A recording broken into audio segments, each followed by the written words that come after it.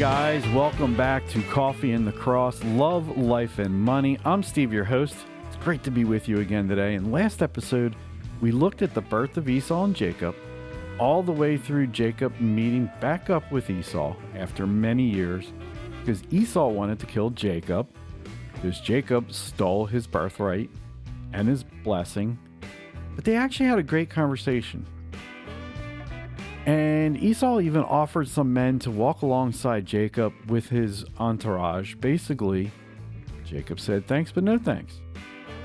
But before we move on to the rest of the story, as the saying goes, today the mug I'm drinking out of is a Philadelphia Flyers mug. Hopefully, I'm looking forward to them beating the Penguins tonight in Game 6 of the first round in the Stanley Cup playoffs. First time in 5 or 6 years that they've been in the playoffs. So I'm looking forward to that game, and I'm drinking a medium roast. It's a Kona. It's a very smooth, and it's got a sweetness to it. I love the Kona blends, the Kona flavor. I don't know why. Just something about that flavor. I mean, I'm a sweeter flavor guy, more than salty. But yeah, if you get a chance to drink some Kona, it's awesome. So, let's get back to Jacob. If you recall, at this point, Jacob had 4 wives. Leah, his first wife, that he was tricked into marrying. Rachel, the one he truly loved and worked 14 years to get. Leah's servant, who Leah gave Jacob because she had stopped having kids. Rachel's servant, who was given to Jacob because at the time Rachel couldn't have any kids until Joseph was born. So, if you're keeping count, that's 11. And as they went to Shechem in Canaan and bought a plot of land for 100 pieces of silver, Jacob pitched his tent and set up an altar, calling it El Elohe Israel. Now, I'm sure you've heard the saying, the apple doesn't fall far from the tree. Here in Genesis 34, we see Dinah, Jacob's daughter born to Leah, the only one we know he had. She had gone out hanging out with the women of the land. And a guy named Shechem saw her, took her, and defiled her. And afterward, Shechem said to his dad, Hamor, the Hivite, get me this girl as my wife. Talk about entitlement, right? I guess it's been going on a lot longer than we thought, huh? I'm going to paraphrase the story here, but I encourage you to read it for yourself in Genesis 34. But basically, it says, Jacob wasn't happy. No duh. Hamor went to talk with Jacob and they discussed intermarrying and, quote, working together. Because my son Shechem has his heart set on your daughter. Then Shechem said to Jacob and his sons, whatever the price, I will pay. So, because their sister was defiled, the boys said, we can't do such a thing. We can't give our sister to someone who is not circumcised. That would be a disgrace to us. You would all have to be circumcised. But if you don't agree to the deal, it's off. Well, all the men agreed. So, they all got circumcised.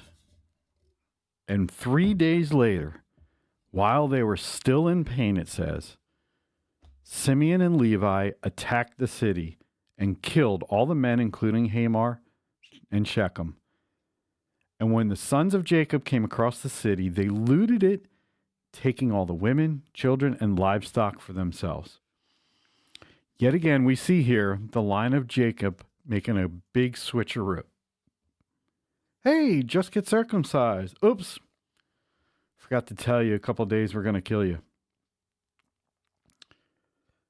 So after they seized everything, Jacob said to Simeon and Levi, you have brought trouble on me by making me obnoxious to the Canaanites and the Perizzites, the people who are living in this land. We are few in number, and if they join forces against me and attack me, I and my household will be destroyed. Now, they replied, should we have treated our sister like a prostitute? Now, here's what's interesting.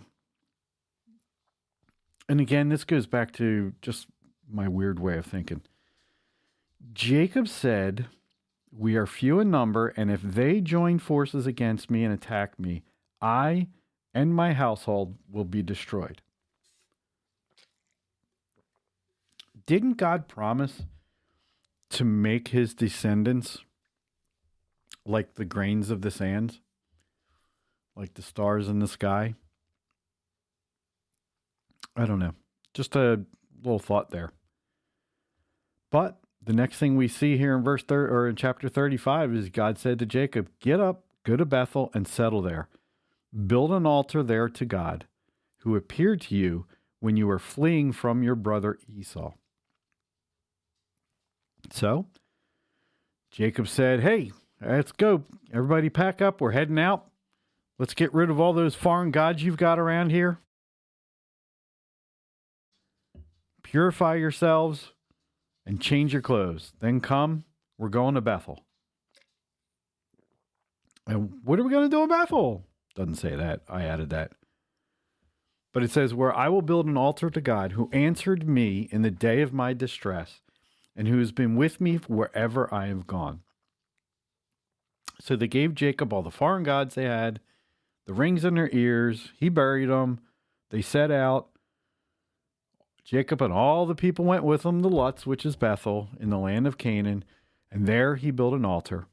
He called the place El Bethel, because it was there that God revealed himself to him when he was fleeing. And after Jacob returned from Paddan Aram, God appeared to him again and blessed him. He told him, "Your name is Jacob, but you will no longer be called Jacob. Your name will be Israel." So he named him Israel. And God said to him, "I am God Almighty. Be fruitful and increase in number. A nation and a community of nations will come from you. Kings will be among your descendants. The land I give to Abraham and Isaac, I also give to you, and will give this land to your descendants after you." Then God went up from him at the place where he had talked with him. And Jacob then set up a stone pillar at the place where God talked to him, and he poured out a drink offering. He also poured oil on it, and he called the place Bethel. Then they moved on from Bethel. While they were still some distance away, Rachel began to give birth, and they had great difficulty. As she was having great difficulty, the midwife said to her, "Don't despair, for you have another son." And as she breathed her last, for she was dying, she named her son Ben-Oni, but his father named him Benjamin. Ben-Oni means "son of my trouble." And I can only think it was because of the pain, and as she was dying there, she felt troubled. But I really liked that Jacob changed his name to Benjamin, which means "son of my right hand." I wonder if that has to do with how much he loved Rachel, and that he felt she was there with him, by his side, his right hand, all the time. So Rachel died and was buried on the way to Ephrath, which is Bethlehem.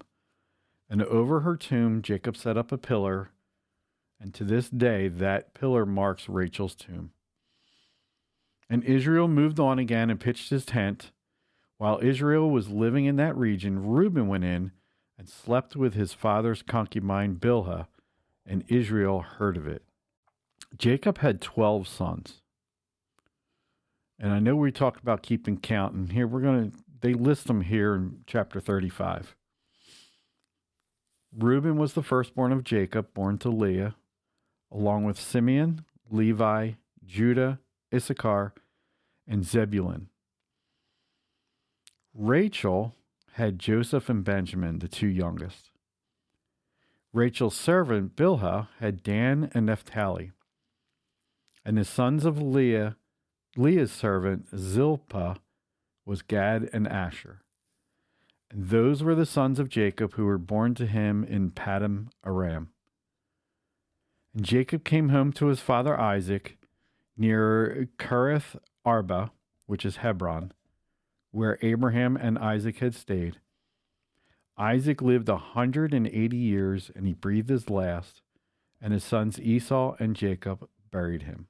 And next we get into where Jacob and Joseph's lines are blurred. They come in and out. Because in Genesis 37, it talks about how Joseph was a young man of 17. His father, Jacob, loved him so much, loved him more than any of his other sons, because he had been born to him in his old age. And so he made a weird, ornate, I should say not weird, an ornate robe for him. And his brothers got jealous. And this is where we start blending into Joseph's life. And that's going to be a totally different podcast, a different episode. But here we see where Jacob was distressed. And as he moves on, he's not happy. And so while we're talking about Joseph, we will finish Jacob's life at the same time we're talking about Joseph and everything that God did with Joseph and how he used Joseph. And it just gets me thinking that you never know how God is going to use your descendants or how you are being used from your grandfather, your father, grandfather, and on back, great-grandfather. Every once in a while, I look at the lineage of my family. I know I'm weird. But every once in a while, I go back through, there's this website that you can send a path back. Basically, it's called Find a Grave, and you can look at, the last person who passed away, my dad, my mom, and you can find out who their brothers and sisters are and their parents, and find out who your grandparents' brothers and sisters are, and then go back further and further. And it just got me thinking, because I was able to find one of the graves that went all the way back to just before my family came over from the German-Swiss border. And I got to see some of who people were named after. I found out that my great aunt died the August 10th, which is my birthday, but many, many years before I was born. And then I saw my dad was named after one of his uncles, who was named after Ulysses S. Grant. It's interesting to see the line and how it goes through, but it makes me wonder what would happen if. There's those movies every once in a while, and there's the one at Christmas time, It's a Wonderful Life, and if George was never born, what would have happened? Well, his brother probably would have drowned, and Mr. Gower would have been put in prison, and there's all kinds of things that you don't think about how your life touches others. And then you start to realize that God has put us here on earth to touch other lives, not to be alone, not to be by ourselves. We're meant to be with others and to help them, and them help you, and bless them, and them bless you. And I just want to encourage you today, if you get a chance, or even scratch that, make the chance, make the time. Find somebody you haven't talked to for a while and just reach out to them. And just genuinely see how they're doing. Hang out with them a little bit. Smile at somebody. It's going to make a brighter day. And as we see Abraham and Isaac and Jacob, and next we're going to look at Joseph, and we just see how this keeps going down and how their lives touched other lives. More specifically, we'll be seeing this in Joseph, and how one man was able to help hundreds of thousands, maybe even millions of people.